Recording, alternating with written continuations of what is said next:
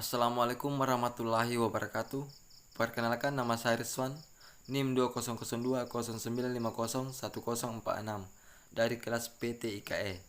Baik, di sini saya akan menjelaskan atau memaparkan sebuah hasil rangkuman materi tentang teori belajar. Nah, di dalam teori belajar ini ada 4 teori. Yang pertama, teori behaviorisme. Yang kedua, teori kognitivisme. Yang ketiga, teori konstruktivisme. Dan yang keempat, teori humanisme. Baik, dalam teori belajar dalam aliran behaviorisme ini, teori belajar behaviorisme menjelaskan bahwa pikiran merupakan kotak hitam yang tidak dapat diamati.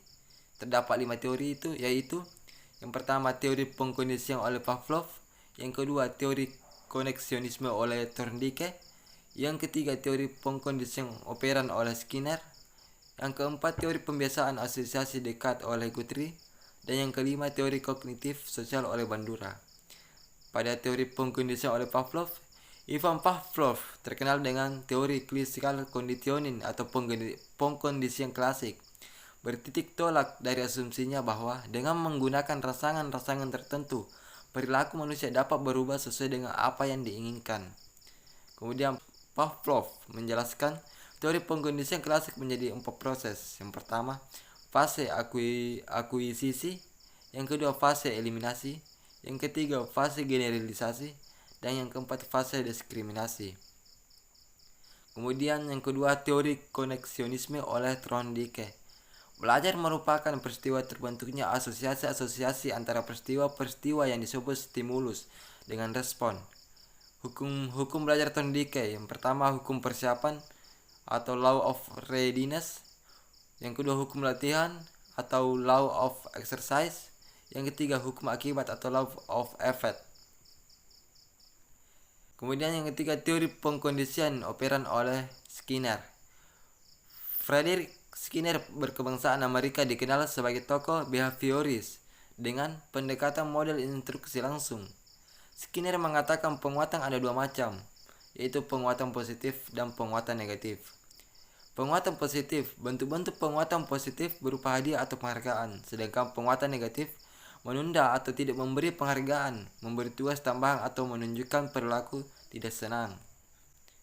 Kemudian yang keempat, teori pembiasaan asosiasi Descartes oleh Guthrie.